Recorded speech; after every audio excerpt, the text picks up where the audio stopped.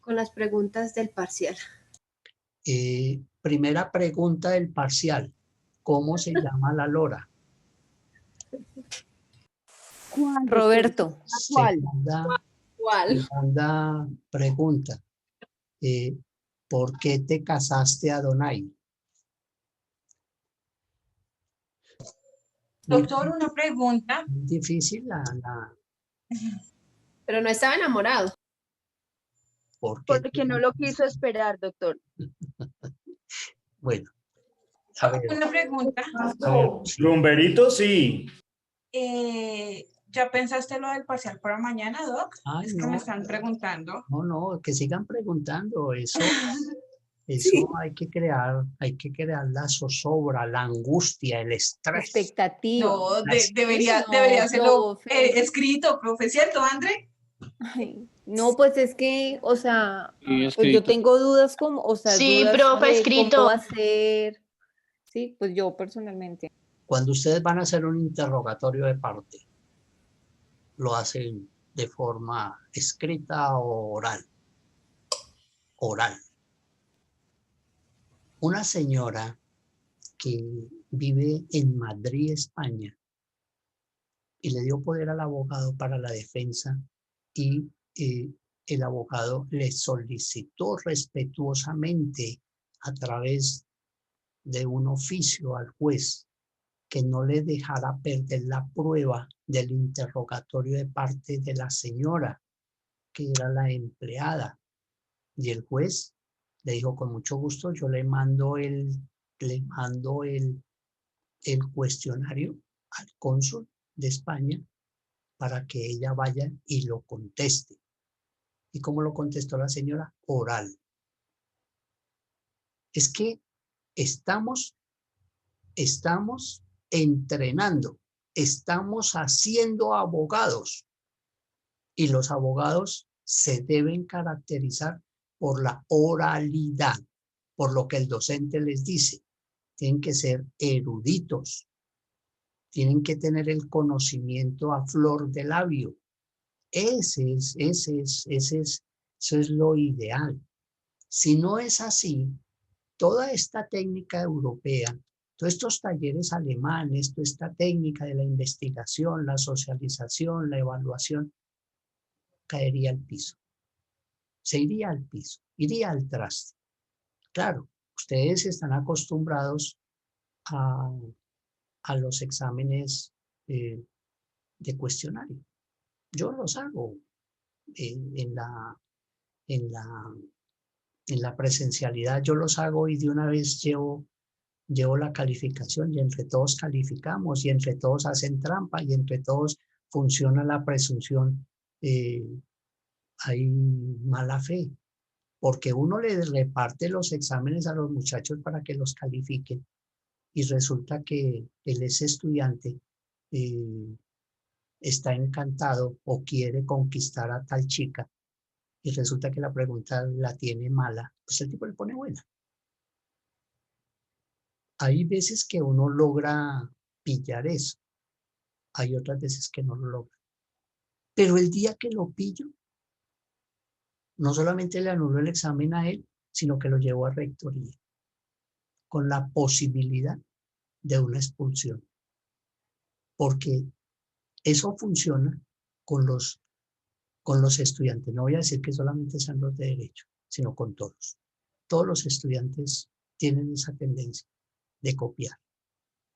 Entonces, la solicitud de ustedes es válida, porque ustedes lo pueden solicitar. Y también es válido que el docente lo apruebe o no. Por ahora, hasta hoy, el tema es oral, hasta hoy. Bueno, ¿y hoy qué día es? ¿Hoy qué día 19, doctor. 19, doctor. ¿Pero qué día es? ¿Jueves? Jueves. Señor. Jueves, profe. No, es que les queda hoy y mañana para hoy esta noche. ¿Qué hacen después de las 11 de la noche? No, antes acostarnos. Trabajar. Trabajar, doctor. Trabajar. Bueno, Y los que no trabajan por la noche. Después de las 11, descansar, doctor. Después de las 11 de la noche lo que tienen es que dedicarse a estudiar de contratos comerciales. Ahí se acabó la tranquilidad. Cuando yo era estudiante, bueno, cuando estudié contaduría pública por los años 80 en la Universidad Central, esos abogados que me dictaban a mí jurídica, le decían a uno, ¿y usted qué hace después de las 11 de la noche? ¿A qué hora llega a su casa? No, doctor, yo llego a medianoche. ¿Y qué hace de 12 a 4 de la mañana? Doctor, descansar. No, señor, tienes que estudiar. Y había noches que me tocaba pasar, sobre todo en legislación, porque yo no sabía leer, yo no sabía interpretar, porque en la contaduría pública, en el colegio nunca tuve una buena lectura. En contaduría pública uno pues es más numérico que teórico. Yo llegué a la facultad de Derecho y no sabía leer, porque mi lectura no era buena, no era interpretativa. Tuve que hacer grandes esfuerzos para aprender a leer y sobre todo para poder captar el mensaje de lo que estaba leyendo. Porque uno se pone a leer, bueno, y está pensando en la novia, está pensando en el programa el viernes, está pensando que tiene deudas, está pensando que en la casa ya ¿cómo dice don José? Ya la embarró mejor, don José. ¿Por qué, doctor? Entonces uno piensa en otras vainas menos en la lectura. Y qué difícil es esa concentración.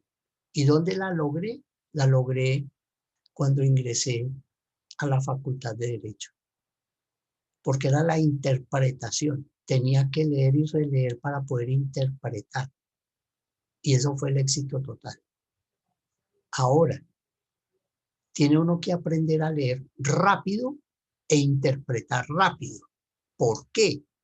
Porque cuando usted está contestando una tutela y la tutela tiene 40 hojas y tiene un día para contestarla y generalmente la tutela llega a las 9, 10 de la mañana y usted tiene que entregarla a las 5 de la tarde o la puede entregar al otro día a las 10 de la mañana porque son las 12 horas.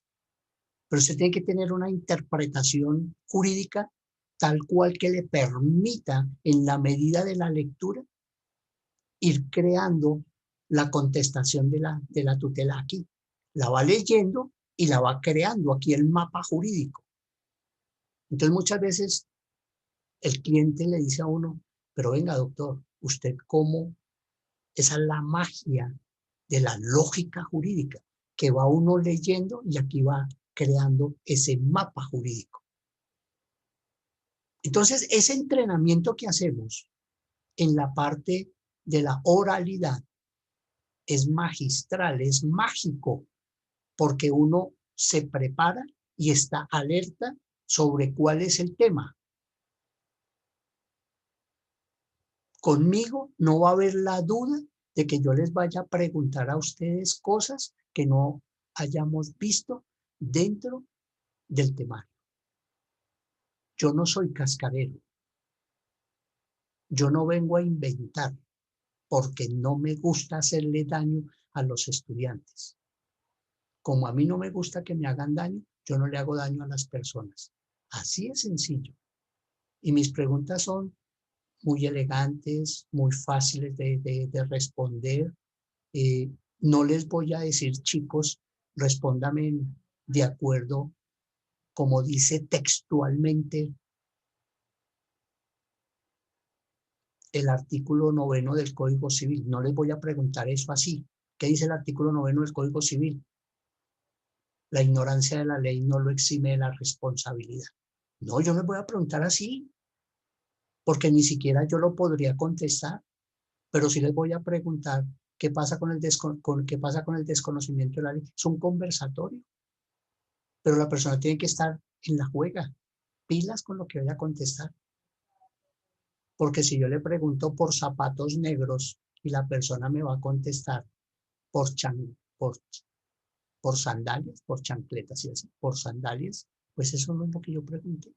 Tenemos que estar en el contexto de la cosa. Y no puede uno tampoco pensar que el estudiante le vaya a contestar a uno rigurosamente al pie de la letra de la norma, porque ni yo, que tengo 3 especializaciones en derecho y tengo una vida por delante en la parte procesal, me las conozco. Si el estudiante me contesta así, tal cual, está copiando. Mire bien, puede estar copiando.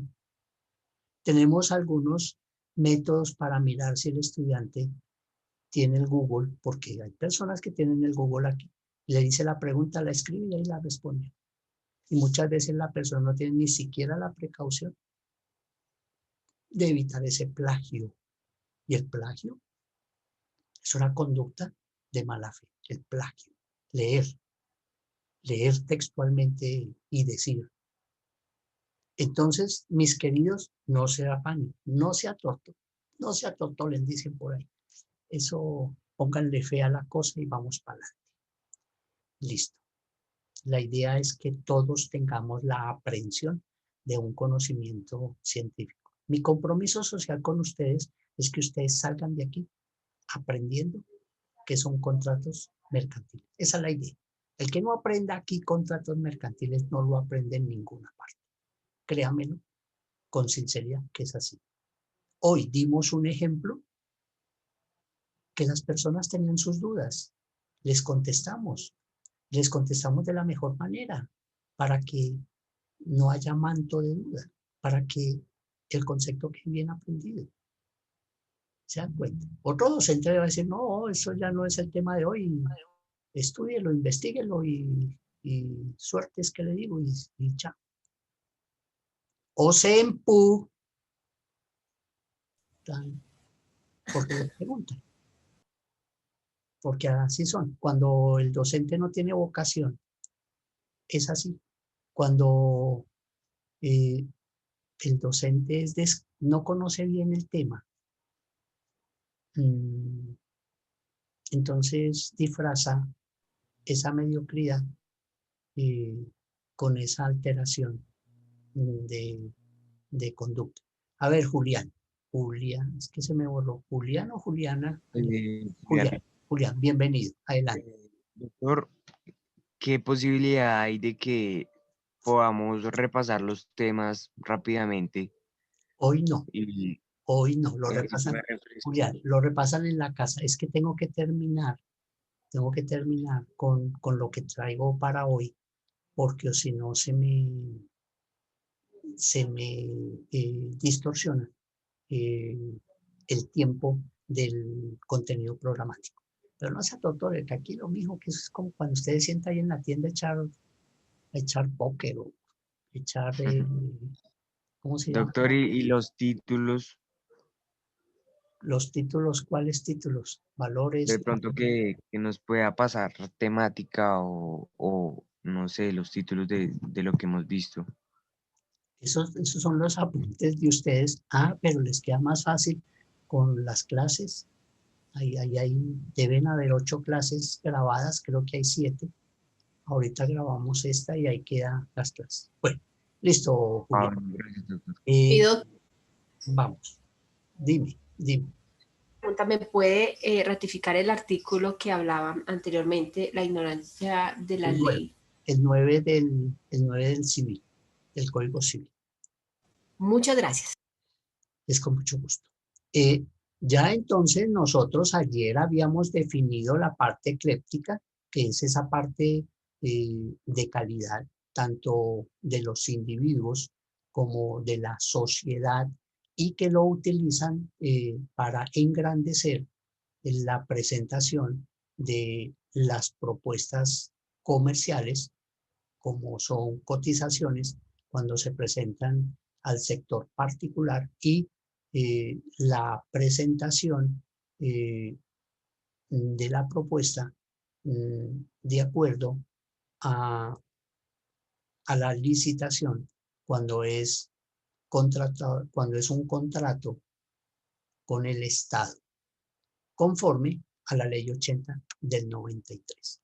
Esa es la parte ecléptica, la parte calidosa, la parte excéntrica, aquellas personas que se quieren ir más allá de las demás personas, quieren sobresalir, tienen el recurso económico para hacerlo, pueden traer técnicas modernas, pueden diseñar unos conceptos, pueden traer técnicos en comunicación, expertos en comunicación, especialistas en el diseño de esas cosas, traer maestros, o sea, individuos con maestría para que desarrollen esas técnicas de comunicación y que sean totalmente diferentes a las del mercado, para que con eso puedan crear una sensación de poder frente a la competencia y frente a la institución que puede estar calificando esa presentación, esa propuesta económica. Esa es la parte ecléptica. Nosotros vemos, por ejemplo, los presentadores de televisión, los actores, ellos van a esas alfombras rojas y son eclépticos en su presentación, le preguntan qué traje doctor o señor Alejandro, ¿usted qué traje tiene? Entonces yo digo, a mí me viste Hugo Boss, en fin, a las damas igualmente, este bolso es de Carolina Herrera o este perfume Carolina Herrera, John Player Special. Profe, qué pena lo interrumpo. Profe, ¿será que le puede dar entrada a mi compañero Mauricio? No, mi amor, profe? porque no lo tengo. Ah, gracias, profe. No lo tengo, no hay. Y ya no pidan más eso porque es que eso lo que hace es interrumpir la clase. Cada quien es responsable de sus actos. Son las 8:51. Es una vergüenza llegar una hora tarde a clase. Perdóneme. Pero aquí en el Zoom nosotros tenemos, nos aparece un aviso de las personas que están en espera. Entonces ya a esta hora, me va a perdonar, dama, pero es una vergüenza pedir ingreso una hora después. Acepto 8:30, bueno, listo, porque estamos ahí en el abrebocas. Pero ya ahorita estamos en el carro va, imagínense, le hacen perder a uno el ritmo de la clase y no está bien. Entonces, ustedes tampoco se presten para eso. Cada quien es responsable de sus propios actos. Aquí no tengo a nadie para eso. Aquí no hay, o sea, aquí no tengo a nadie en espera. Y si entraría, podría decirle, podría no darle ingreso porque es que mire la hora, una hora después, qué vergüenza. Entonces, transmítanle eso a sus compañeros de que no se pasen de calidosos porque no me gusta es que me interrumpan. Ahora me toca volver a engranar, volver a... Vale. Profesor, pero es que a veces no es culpa de uno, sino simplemente se le sale el internet o se cae un momento y por eso uno se desconecta. A mí me pasó ayer varias veces y en realidad no es que No uno entro en debate. Esto no es para debatir. sino Esto no es para que debatir. el Esto no es para internet debatir. se cae porque No, mucha no gente voy a debatir. conectada o algo así. No voy a debatir la responsabilidad de los estudiantes. Cada quien es responsable de sus propios actos. ¿Listo? ¿Nos dan permiso de continuar? Porque es que a la hora de la verdad ni siquiera hemos empezado el tema de hoy. Bien. hemos definido el tema ecléptico. Vamos a hablar ahorita, entonces, de la tradición jurídica, que era la parte final de lo que habíamos hablado ayer, de la costumbre y la tradición. Entonces vemos que la tradición jurídica es el acto por el que se hace entrega de una cosa o una persona física o persona jurídica. ¿Esto qué quiere decir? Esa tradición es por medio de la cual se hace una negociación o se hace un acto mercantil, que es la venta de la cosa, porque aquí ya vamos a hablar no del elemento, ni vamos a hablar del servicio, sino la ley lo contempla como la cosa. Cuando hablamos de la cosa, es la entrega. Si yo voy a hacer la compra de la compraventa de un inmueble, a mí me lo tienen que entregar y la ley lo define como la cosa.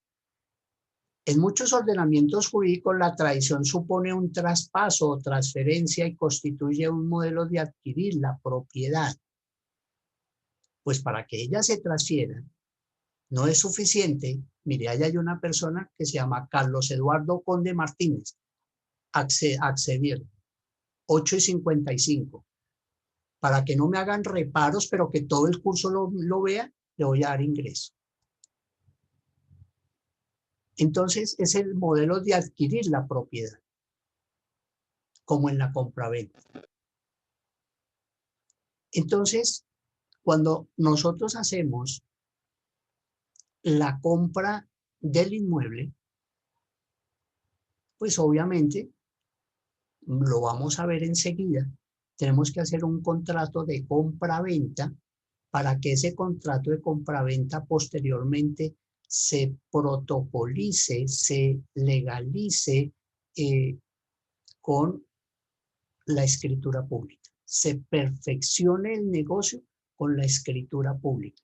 Pero no basta hacer la escritura pública, sino que es importante. Ni siquiera basta con el pago del impuesto a beneficencia. No, es importante que esa escritura pública sea registrada en la Oficina de Instrumentos Públicos, para que allí, dentro de ese certificado de libertad y tradición 20 años, quede inscrito el documento. En ese certificado de tradición de los inmuebles, porque ahorita vamos a mirar cuáles son los inmuebles, aparece 20 años el registro, la historia de ese inmueble. Aparece cómo lo adquirieron, cómo han hecho actos mercantiles durante todo ese trayecto de tiempo. Aparecen las medidas cautelares, ya sea por el no pago de la hipoteca o medidas cautelares por no pago de impuestos. Aparece toda esa información que recae sobre el inmueble. De modo pues que cuando uno va a servir de fiador o de codeudor, le dicen tráigame el certificado de libertad del inmueble para uno revisarlo. Porque si el inmueble tiene una medida cautelar, tiene un embargo, pues normalmente no le van a recibir a uno ese codeudor porque tiene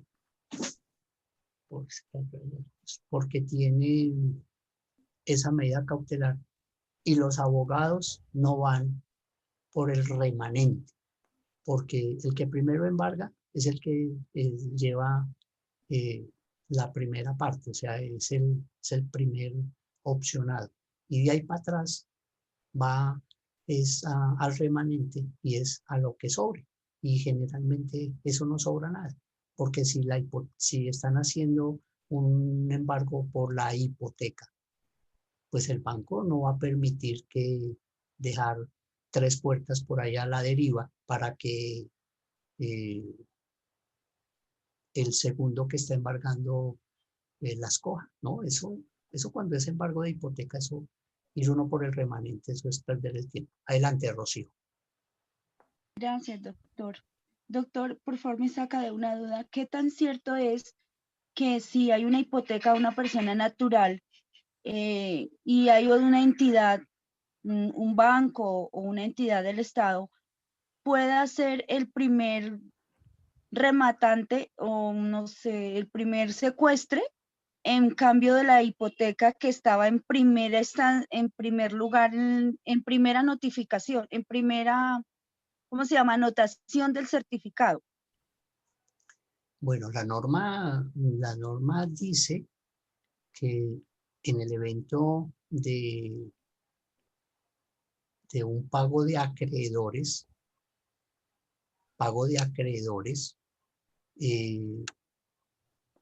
el primero, pues son los trabajadores, en segundo plano el Estado, y si alcanza, ahí para atrás pagarle el resto. Pero si estamos en un proceso,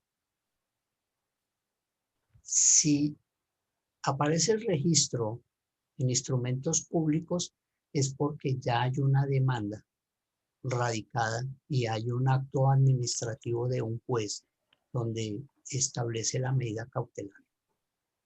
Entonces, Discúlpeme, doctor. habría que hacer un alegato jurídico en quién sería el primero. Si es el Estado que llega de último o el que está de primero, porque es que está el acto administrativo ya radicado. Correcto, doctor, muchas gracias. La tradición normalmente se hace mediante la entrega física de la cosa, pero también puede hacerse por medio de otros símbolos que signifiquen su puesta a disposición de algunos ejemplos. La entrega de las llaves de un almacén donde se encuentra el bien inmueble, la entrega del documento que da derecho a recibir los bienes o títulos valores, la inscripción en un registro público, certificado de libertad y tradición, 20 años de inmuebles y vehículos. Entonces, los vehículos no son denominados muebles, sino son inmuebles porque gozan de la tradición. Hay que registrarlos en el SIN, los buques,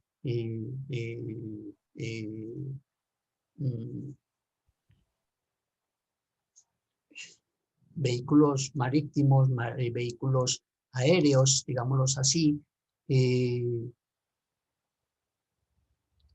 tienen una tradición. Cuando yo voy a comprar un vehículo, lo primero que tengo que hacer es ir al SIN y pedir un certificado de tradición del vehículo para saber en qué estado está. Entonces, los inmuebles como las casas, las fincas, los lotes, los apartamentos, voy a la oficina de registro de instrumentos públicos y pido un certificado de libertad. Y si es un vehículo, voy al SIN o a la entidad que lo expida para mirar el estado, la historia jurídica de esa cosa que voy a comprar. Si es un vehículo, pues yo voy y miro que el vehículo está libre, que el que me lo está vendiendo es el propietario para poder hacer el traspaso. O sea, crear el traspaso es la tradición jurídica que se hace al vehículo para que quede registrado en la oficina del SIM. Ese vehículo puede tener embargos. Ese vehículo puede estar pedido por una fiscalía, por un juzgado penal, porque pudo haber tenido un hurto, pudo haber tenido un accidente de tránsito. Entonces, esas medidas cautelares, cualquiera que sea, cualquiera que aparezca dentro de los dentro de los certificados de libertad y tradición, lo que está significando es que la cosa está por fuera del mercado. Ahora, si yo voy y compro un carro que tiene un embargo, pues yo voy a asumir el desembargo del vehículo.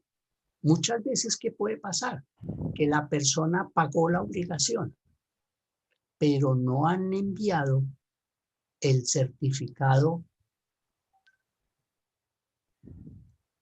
no han enviado el auto o el oficio, el auto. Vamos a hablar del auto del juzgado donde certifica que el proceso ha terminado por obligación del crédito, por pago de la obligación del crédito. Entonces el juez expide un auto dirigido a la Oficina de Instrumentos Públicos para que levante la medida. Muchas personas que han hecho compraventas de sus inmuebles han visto que en la notaría, cuando van a hacer la escritura de compra-venta, le dicen, ay, mire, pero es que tiene que ir a levantar el registro 17. ¿Y qué dice el registro 17? O la anotación 17. Dice que tiene un embargo.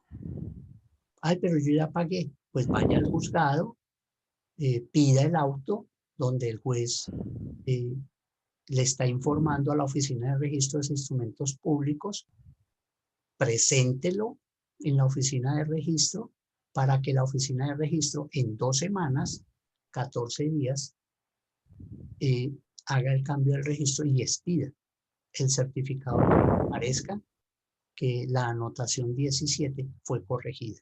Es de la única manera. Es de la única manera. Puede suceder ese caso. Puede suceder que la persona que compra la cosa esté dispuesta a comprar el problema. Y eso puede suceder. Aquí entonces recae un tema bien interesante que dice, es que yo compré sin saber, me engañaron, me estafaron.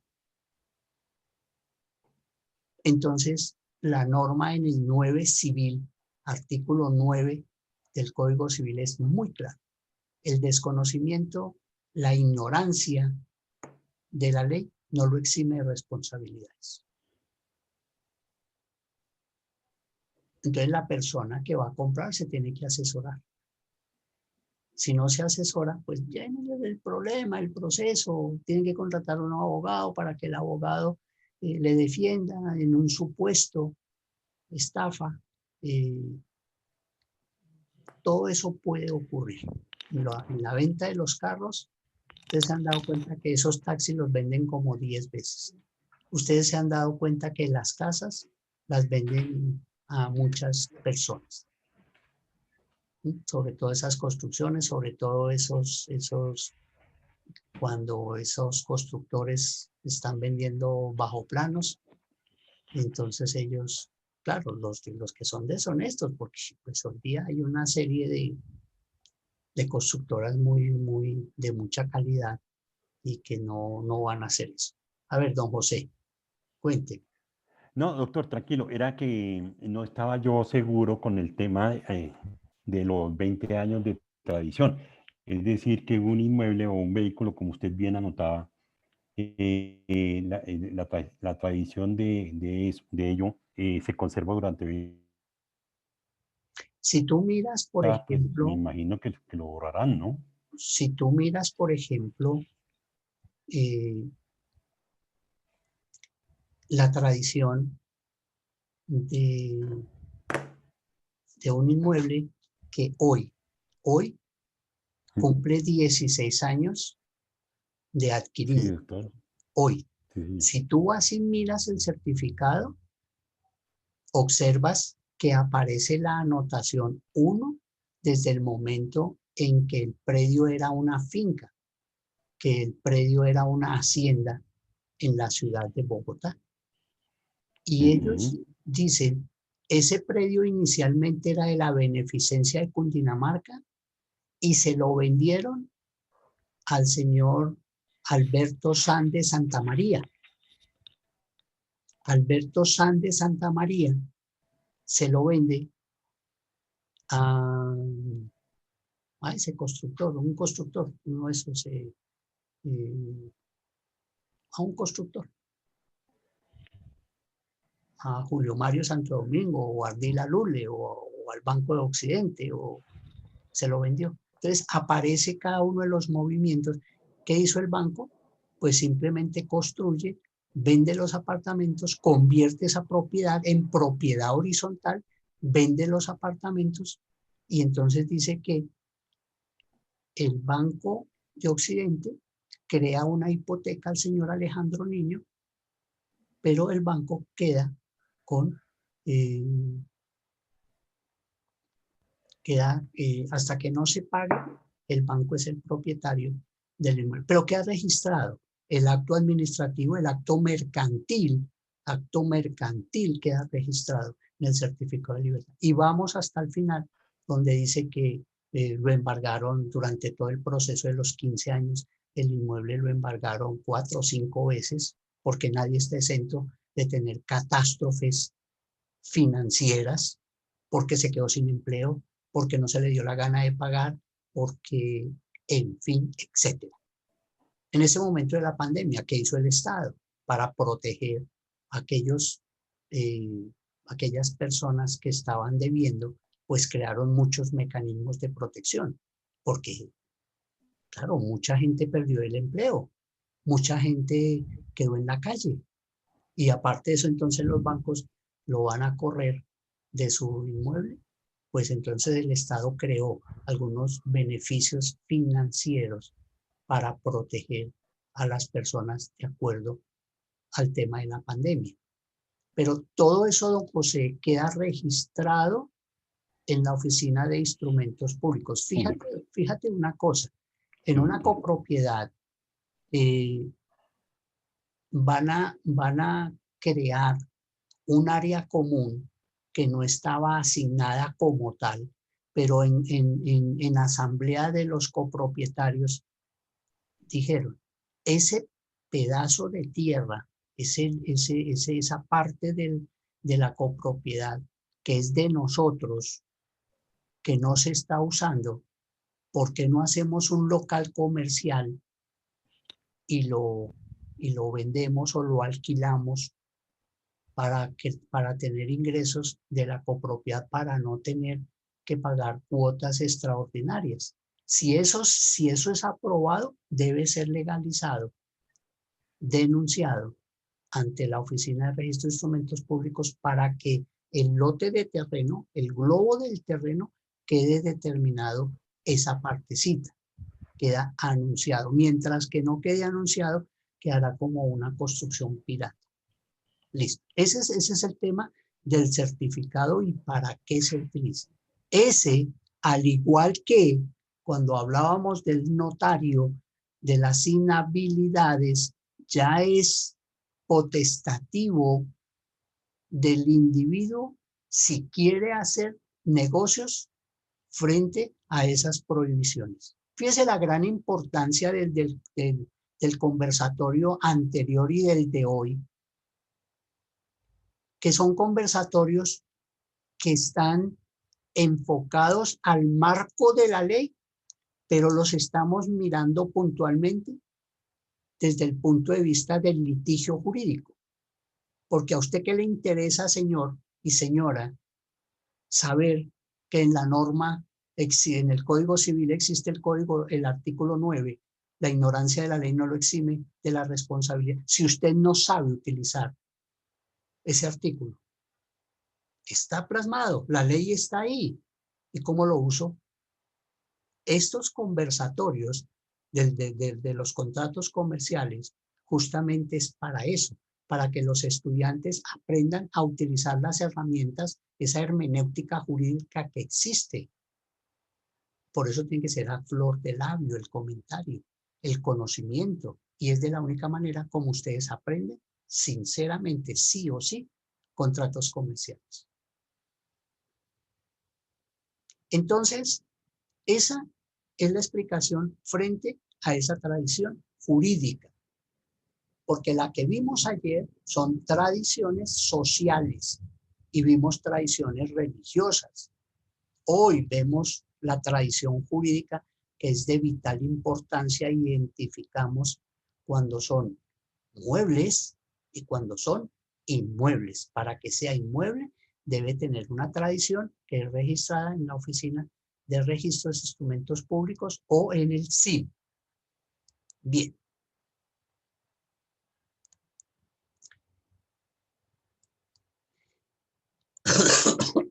Perdón. Disculpe. Vamos a hablar entonces del contrato de la promesa en materia mercantil. El contrato de promesa mercantil es un acto mercantil, o sea que el contrato de compromiso, de compraventa, con todas las connotaciones propias de la promesa bilateral de venta y de compra, que el artículo 1451 del Código Civil hace referencia y mediante el cual ambas partes, puestas de acuerdo en la cosa y en el precio, y no queriendo aún concertar la compra-venta, adquieren el compromiso recíproco de que cualquiera de ellas podrá exigir de la contraria, dentro del plazo pactado, el cumplimiento del contrato. Y aparece una sentencia frente a ese tema del contrato. Normalmente, cuando uno va a hacer un acto mercantil, cuando uno va a hacer una compra, le dicen a uno, hizo el contrato de compraventa. Si es la compraventa de un apartamento, aparecen las condiciones, aparece lo que hemos venido hablando todo el tiempo de los contratos mercantiles, de los contratos comerciales, donde el contrato es un acuerdo de voluntades, donde se crean derechos y obligaciones y es ley para las partes. ¿Así se debe contestar? Mi querida estudiante, ¿qué es un contrato? ¿Qué es una promesa de compraventa? Es el documento por medio del cual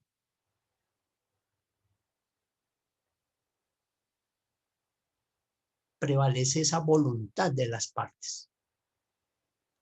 Vamos a comprar, vamos a vender. Y se crean derechos y obligaciones. El derecho de ceder, la obligación de pagar, porque es recíproco, la entrega de la cosa, mediante es de dar y hacer. Le entrego el inmueble, me lo paga y se crean unas condiciones, por ejemplo, de formas de pago. Esa es la famosa compra. Pero vamos a hacer la escritura dentro de 4 meses, que es cuando yo le termino de pagar la cuota inicial. Rocío, déjame decir esto. Cuando vamos a vender una empresa, vamos a vender una persona jurídica, una empresa. Llegaron los compradores. Aquí más adelante vamos a mirar que se puede exigir que el vendedor le exija al comprador que haga una carta de compromiso donde el comprador escribe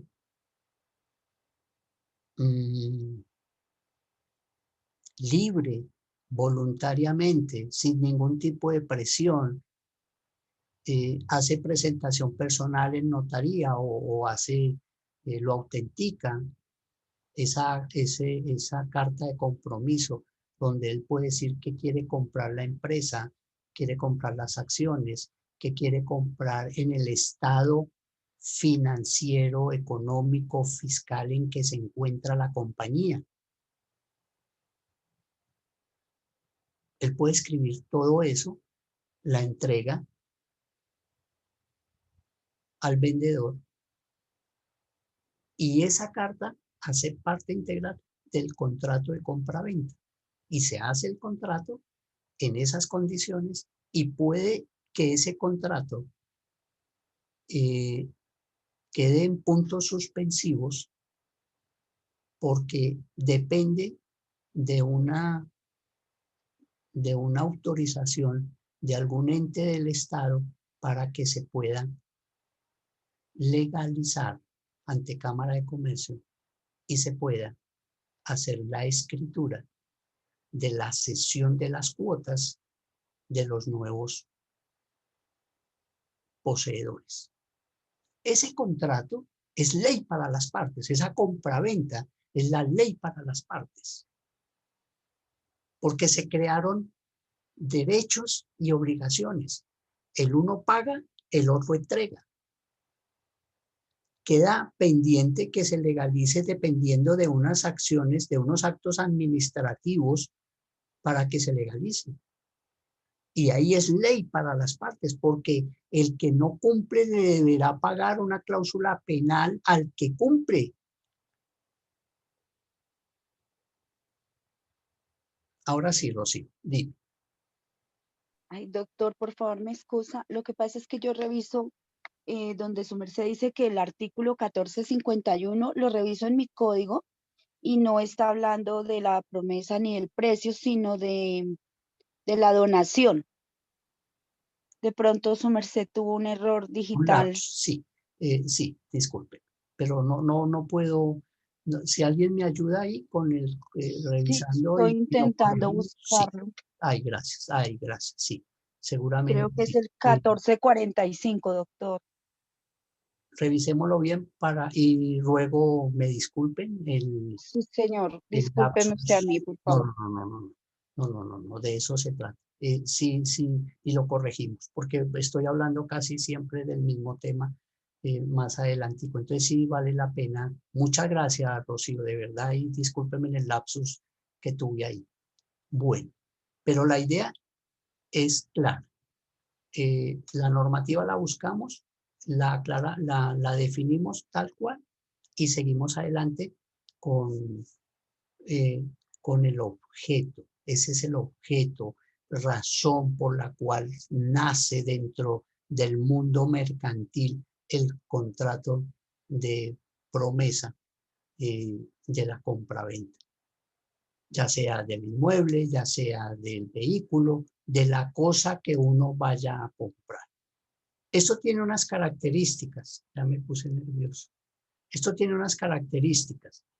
Es un contrato preparatorio porque crea una relación jurídica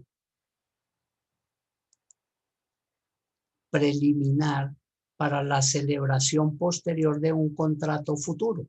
Fíjese que no estamos diciendo nada en contrario a las características.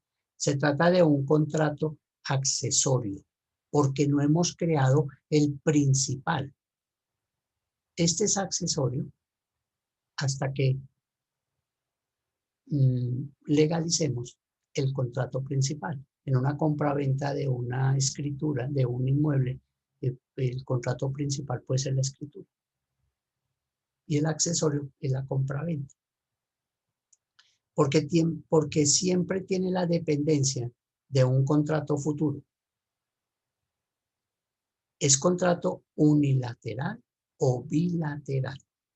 Unilateral cuando es una sola persona la que se obliga. Y bilateral es cuando se obligan las dos partes. Es esencialmente el término. Según quede obligada una o las dos partes a celebrar el contrato. Es un contrato formal porque debe constar por escrito. Entonces, de acuerdo a estas características, podemos recordar que los únicos contratos verbales que tienen la efectividad, que es solamente la manifestación, es el contrato verbal laboral. El trabajador manifiesta que laboró para ese empleador y eso es apenas suficiente para poder radicar la demanda en el juzgado y a su vez el juez pueda iniciar el proceso ordinario. Pero en materia comercial y civil se requiere que exista el contrato escrito. Ahora bien, podemos tener unas excepciones frente a esos contratos. El artículo 851 nos habla de esos acuerdos de voluntades de forma verbal, esos contratos que se hacen. Ejemplo, en la pandemia no se puede ir a la universitaria a firmar la orden de matrícula, que la orden de matrícula es un contrato de prestación de servicios educativos.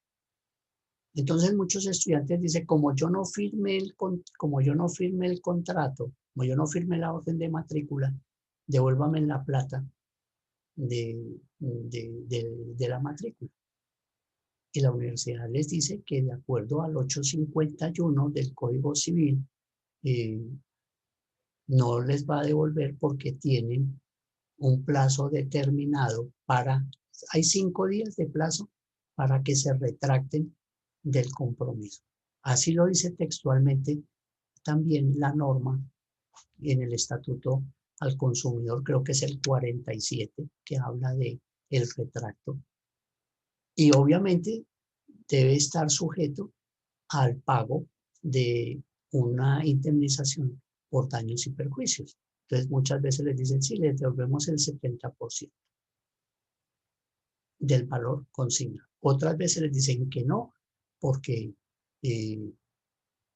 la orden de matrícula dice que no hay reintegros de esos pagos pecuniarios, porque la universidad le está suministrando la educación virtual aprobada por el Ministerio de Educación de acuerdo a la pandemia, que cada persona es responsable de sus actos, en razón a que si yo me comprometo a suscribir un contrato verbal de educación, pues debo saber que como es virtual, debo tener una computadora para poder revisar, para poder ingresar a las clases y aparte de eso tener un internet. Eso está previsto. Y cuando son nuevos, pues las niñas del call center están obligadas a informarle a esos aspirantes que es en esas condiciones. Mucha gente viene a hacer una especialización aprovechando la pandemia y pues los que empezaron a la altura de marzo de pronto terminen de forma virtual porque hay gente que vive en el llano, hay gente que vive arriba en el Chocó, en Antioquia.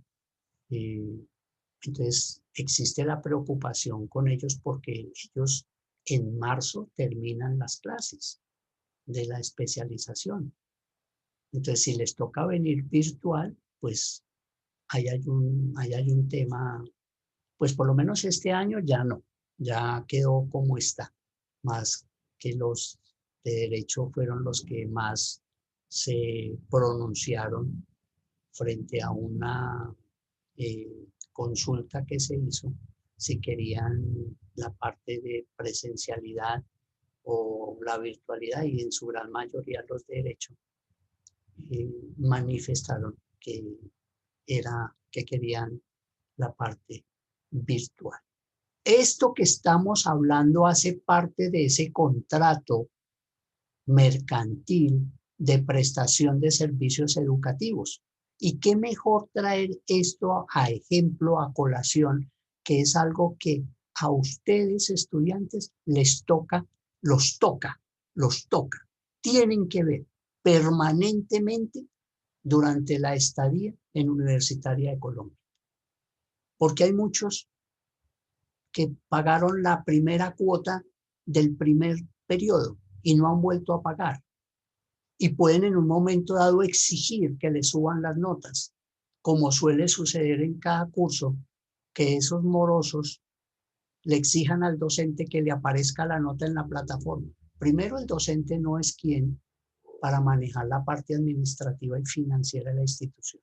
Uno solamente entrega las notas, las sube a la plataforma para que le paguen a uno su módulo y termine la relación. los encargados de eso es registro y control. Entonces las personas no pueden exigir de acuerdo al reglamento que les suban notas y muchos les dicen, usted fue estudiante de universitario hasta el primer módulo que pagó.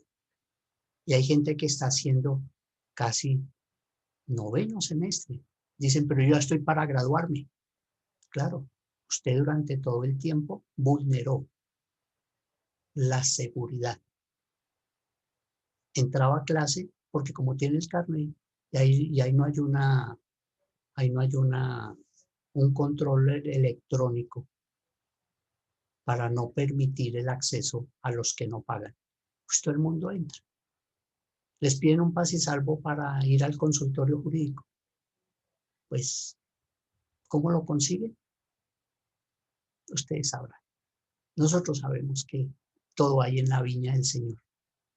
De hecho, los que más despidieron, porque hubo despidos casi que masivos en Universitaria de Colombia, fue a raíz de eso. Se logró descubrir que estaban falsificando diplomas, certificados. Tenemos denuncias penales en la fiscalía con empleados de la fiscalía que hicieron eso para ganarse en un puesto. O sea, una cantidad de vejámenes tan terribles, pensando que Universitaria está en un total desorden y resulta que no. Que porque yo no firmé, entonces me tienen que devolver. Y presentan tutelas y el juez tutelar dice no, porque eso hace parte de la autonomía universitaria. Entonces hay una serie de herramientas jurídicas que permiten que el afectado, el demandado, se pueda defender. Claro, todo el mundo tiene derecho a reclamar. Y aquí nace algo que todo el tiempo lo vemos, mis queridos estudiantes. Hay que saberlo pedir para que se lo sepan dar. Porque si usted lo pide en el momento indicado, qué mal que le va. Estamos hablando de una relación sentimental. Hay que saberlo pedir para que se lo sepan dar. Igualmente pasa en el derecho. En el derecho pasa eso. Usted tiene que saber pedir el derecho, la vulneración de un derecho. Porque usted la pide con su luz jurídica o la luz jurídica de su apoderado. Pero la parte cuando se vaya a defender, aparece la luz jurídica de ese debido proceso y el juez es el que entra a analizar cuál de las dos luces jurídicas tiene la razón.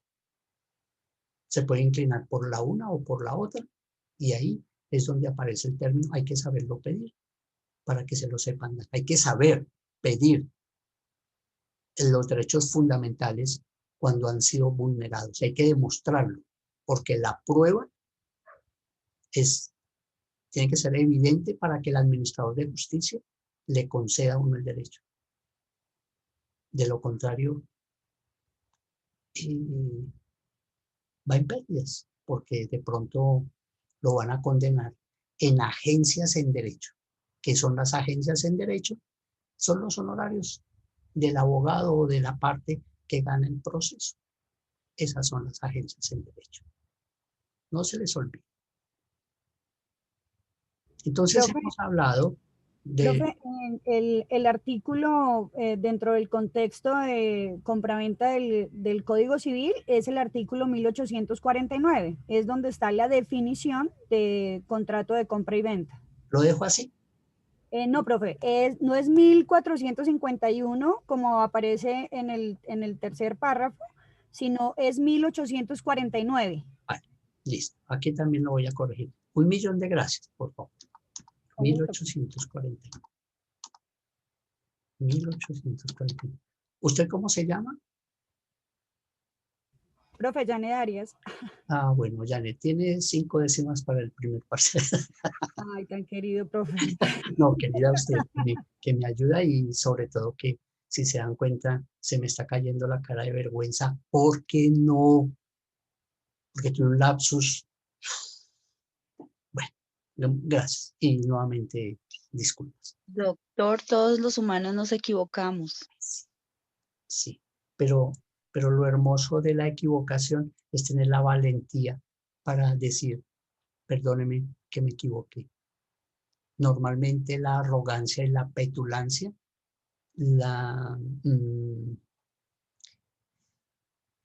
hace que la gente no tenga la capacidad de agachar la cabeza. Cuando uno es mediocre, no reconoce sus errores. Los japoneses, lo que más los enfurece es cuando la persona no reconoce el error. Si vemos un ejemplo en el pueblo colombiano, siempre llegamos tarde al trabajo y siempre tenemos una disculpa para echarle la culpa al tercero.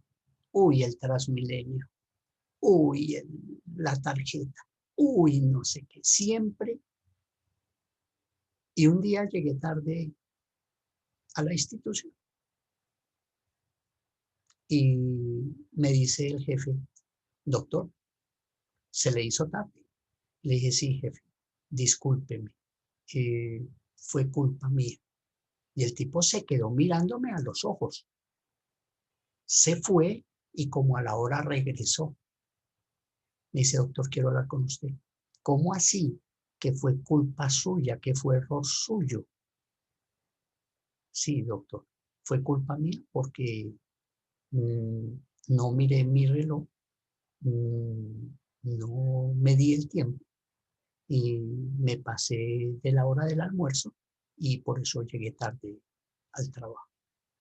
Dice, no joda, hermano, pero es que esa es una salida fenomenal. Normalmente uno le pregunta a la gente y le echa la culpa que el auto se le varó, que el parqueadero, que el semáforo, que la vía.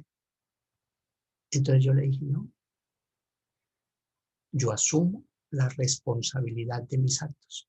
Qué lindo es eso, qué lindo. Es un mensaje, esto del error es un mensaje subliminal, subliminal. Y ese es el éxito de los profesionales, de aquellos que queremos ser calidosos, queremos ser hombres de éxito. Tenemos que partir de ahí, ser hombres de principios. Y eso es fundamental. Esa es una parte linda que tenemos que aprender, pero hay que practicarla. Bueno, vamos Profe, a... aquí también en el artículo, entonces ya no sería 1461, sino 1880, que es donde nos habla de las obligaciones del vendedor y primeramente de la obligación de entregar. Ese es el artículo 1880. Perfecto. Correcto. Ya lo corregí. Mil gracias. Pregunta 32 del parcial. Doctor, muchísimas gracias por esas palabras. Muchísimas gracias. Bueno, obligaciones del vendedor. Entonces, vamos a hablar que el vendedor promitente se compromete y tiene la obligación principal de llevar a cabo el contrato de compraventa y vender el inmueble al comprador promitente en el plazo y precio pactado, de forma que, si toma la decisión arbitraria de vendérselo a otra persona, éste podrá solicitar ante los tribunales el cumplimiento forzado del contrato, exigir una indemnización o reclamar, en su caso, la garantía pactada. Para eso se crea la cláusula penal, para que quien incumpla asuma la indemnización y le pague al que cumple. Mire, este caso específico se dio mucho con las compraventas de vehículos, los compraventeros. Ruego el favor que si hay aquí personas que están realizando esa actividad mercantil, me disculpen, no quiero herir susceptibilidades. Hace 10 años o menos, 8, los compraventeros de automóviles se volvió una mafia de estafadores. Es tan así que la fiscalía tuvo que crear 2 fiscalías especializadas para contrarrestar ese tema tan abundante de denuncias penales por las estafas que estaban realizando los compraventeros de automóviles. Usted iba y dejaba su carro allá, le decían, le doy 20 millones, venga pasado mañana por la plata. Y pasado mañana ya la agencia o el local estaba cerrado, desaparecía. Con un agravante, que era que la persona iba y denunciaba el hurto, la estafa, que porque tenía un contrato, una promesa de compraventa. ¿Y sabe por dónde se estaba saliendo la fiscalía? Por el tema de la competencia jurídica. Porque el fiscal se daba cuenta que era del ordenamiento civil y simplemente le archivaban el proceso a la persona y le decían que la fiscalía no tenía jurisdicción, no tenía competencia jurídica para avanzar en la investigación. Váyase a la jurisdicción civil. Y el civil, uno va a la penal, porque es que en la penal uno busca es que la fiscalía capture al infractor. Y cuando está preso, la cosa es a otro precio. Y así sucedió. Muchas personas perdieron sus autos a raíz de ese error jurídico. Entonces, aparece otra normativa, aparece otra herramienta donde se unían los afectados, porque llegaban ahí a la oficina, llegaban al local y aparecían 4, 5, 7, 8, 10 afectados. Entonces lo que se hacían era denuncias penales en masa.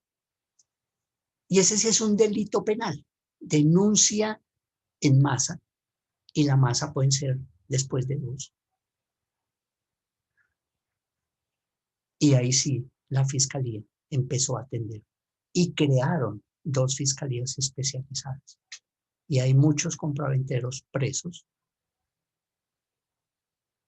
porque así lo asumió la fiscalía en ese orden de ideas. Porque de lo contrario lo mandan a uno a la jurisdicción civil. Y es, por ejemplo, en un tema de accidente de tránsito. El infractor lo que quisiera es que le retiren la denuncia penal por lesiones personales y se vaya con un proceso civil. Porque es que lo penal es la libertad del individuo. Mientras que en el civil es la medida cautelar, el embargo del vehículo, pero no pasa nada. El susto no es tan grande. Pues mirándolo desde el punto de vista jurídico, porque un ser humano, un individuo que no está acostumbrado a los procesos, cualquier llamado de atención de COVID ya lo asusta y ya le da infarto. Entonces fíjense ustedes cómo tenemos que mirar dentro de esas obligaciones qué es lo que queda pactado. Dígame, Yormar. Profe, yo tengo una pregunta, Mónica. Ah, bueno, profe, sí. Profe, un favor, lo que pasa es que lo que yo le he entendido, pues igual yo lo sé que primero hay una promesa, sí, como tal, y luego se formaliza con el contrato de compraventa. Sí. Lo que yo he visto en las diapositivas que usted ha presentado, dice que es una promesa, ¿sí? Sí. Pero, profe, es que el artículo no es ese. El artículo es el 1611. Aquí lo estoy leyendo, aquí dice promesa de contrato, en el Código Civil es el 1611. Discúlpame, ¿lo cambiamos por cuál? ¿Por cuál quiere que lo cambiemos? Mira, profe, es que aquí dice, si estamos hablando de promesa, que como todos sabemos, esto es anterior a la compraventa como tal, la promesa de contrato está en el artículo 1611 del Código Civil. mientras que ya como tal el contrato de compra-venta sí está en el 1849 del Código Civil, pero si estamos hablando de promesa es el 1611. Bueno, entonces lo cambiamos aquí por el 1611. Si es promesa de contrato es el 1611, profe. Sí, mira lo que dice. Contrato de promesa, 1611. Dice, la promesa de celebrar un contrato no produce obligación alguna, salvo que concurran las circunstancias siguientes. Primero, que la promesa conste por escrito. Segundo, que el contrato que la promesa se refiere no sea de aquellos que las leyes declaran ineficaces por no concurrir los requisitos que establece el artículo 1511 del Código Civil. Luego sigue el numeral tercero, el numeral cuarto. Listo. Entonces, ese es el que se establece como promesa de contrato. 11, perdón. 1611. 11, ya quedó corregido. Vale, profe. A ti. Bueno.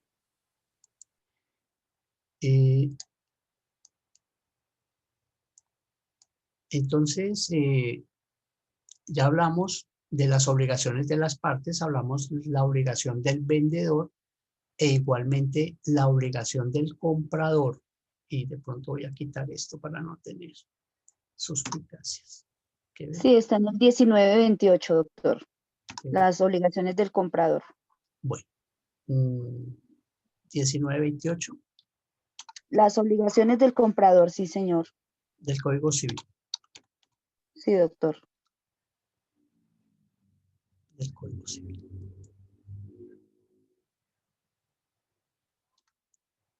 Del Código Civil. Sí. Ok. Aquí, entonces, estamos esclareciendo las responsabilidades de las partes en el acto mercantil. El uno compra, entrega su dinero o entrega, porque puede ser una transacción, por ejemplo, una permuta, donde dice, cambiemos esa casa por esta, cambiemos este carro por este. En algunos casos existe la posibilidad de que se permuta, se entrega una cosa más dinero. Puede ser los tipos de permutas. De la compraventa es entregue la cosa, vamos a vender la cosa y el comprador entrega el dinero. ¿Cómo lo va a pagar? Lo va a pagar en efectivo, lo va a pagar con un crédito hipotecario, lo va a pagar con unos títulos valores que ustedes los conocen muy bien, como cheques, letras, pagarés, en fin. Esos son los actos mercantiles que podemos desarrollar dentro de los procesos de las promesas de compra-venta. Bien, aquí vamos a hablar de, a ver, que no sé si alcanzan a ver, la responsabilidad en la etapa precontractual. Sí, señor. Bien, y la he definido en dos partes. Una, que es la responsabilidad precontractual de la contratación estatal. Igual, en ese orden de ideas se configura la responsabilidad precontractual o por daño incontraente. Cuando la administración pública o los proponentes sufren un daño antijurídico como consecuencia de una acción o omisión atribuibles a otra parte durante la etapa de la formación de la voluntad, que determina la posibilidad de seleccionar el proponente, o la adjudicación irregular de la licitación. Esos son los daños y esa es la adquisición de la responsabilidad en la etapa precontractual. Porque les decía el tema de la licitación en Pozo Colorado, en Santa Marta, donde a la noche aparece un ganador y al día siguiente aparece otro. Entonces aquí es donde aparece una irregular de la licitación y ahí cae una responsabilidad del Estado que hay que demostrarla por esos daños y perjuicios. El Consejo de Estado tiene una tabla que esa no escríbanla por ahí, muchachos. El Consejo de Estado tiene esa tabla de indemnización. Ahí habla de los perjuicios morales, de la muerte, de los accidentes. Esa tabla no se conoce mucho. Ustedes la buscan y ahí aparecen. Ténganla bien en cuenta que esa es una herramienta que se puede utilizar a futuro. Esto duré mucho tiempo tratando de ubicarla, y les voy a ser sinceros. Un muchacho que le cargaba la maleta a un abogado de una aseguradora por allá en la Mesa, Cundinamarca, oyó que yo le pregunté era una muchacha abogada, y la muchacha pues no me dijo lo que era, pues porque la salvaguarda de información. Y ese señor, así distraídamente, me dijo: doctor, lo que usted pregunta es una tabla del Consejo de Estado. Y salió y se fue. Inmediatamente fui al internet a buscarla y la encontré, lo que estaba buscando. ¿Y quién le dice a uno? Nadie, porque jurídicamente, es más, muchas veces ni el docente conoce, el docente conocedor de las cosas no las manifiesta. ¿Por qué? Porque son salvaguardas que los docentes se pueden guardar. Yo lo hago con el propósito de que ustedes tengan esa tabla en conocimiento y algún día digan: uy, esa tabla me la dio a mí el doctor Niño hace 5 años cuando yo era estudiante de 4º semestre. Bueno, y esta responsabilidad precontractual es la que se refiere a la responsabilidad en que incurres las partes. Aquí ya estoy hablando de los particulares, la segunda parte. Estoy hablando de los particulares referente a esa responsabilidad. Para que surja el problema hay que suponer necesariamente 2 personas que se relacionan con el objeto de celebrar un contrato. Se encuentra en la época de las negociaciones o periodos contractuales, pero las negociaciones no tienen éxito y el acuerdo no se celebra. Puede suceder que este fracaso cause algunos perjuicios al uno o al otro de los contratantes frustrados. Ahí aparecen entonces las posibles arras del negocio, donde nosotros decíamos: si es la persona, si es el comprador que desiste del negocio, pierde las arras.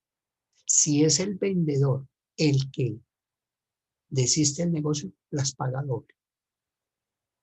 Entonces, fíjense que aquí hemos terminado esta parte, que es todo un gran resumen de lo que vimos desde el primer videíto que hicimos, y lo hemos venido analizando muy puntual sobre la parte de cómo se debe suscribir esos contratos de promesas de compraventa. Porque más adelante, entonces ya vamos a ver, propiamente dicho, los contratos, las clases de contratos que existen en el mundo mercantil. Claro, no los vamos a ver 50, 70 contratos, vamos a ver unos 10 que son los más usuales, ¿no? Entonces, vamos a dejar hasta ahí, mis queridos estudiantes. Nuevamente, pido disculpas por el lapsus que tuve en la interpretación jurídica. No entiendo qué me pasó. Seguramente estaba pensando en cómo hacer un temario bonito para podérselo mostrar a ustedes, y a veces uno como que deja de lado la normativa o se deja ganar por el supuesto de que es así. No siendo más, El objeto No se- está presente. Muchas gracias por su atención y nos encontramos mañana. Feliz día. Muchas gracias. Gracias, profe, buen día. Gracias, doctor, que esté muy bien. Muchas gracias. Gracias, buen día. Gracias, doctor. Buen día. Con mucho Que gusto. tenga buen día. Con mucho gusto. Gracias. Gracias, doctor. Buen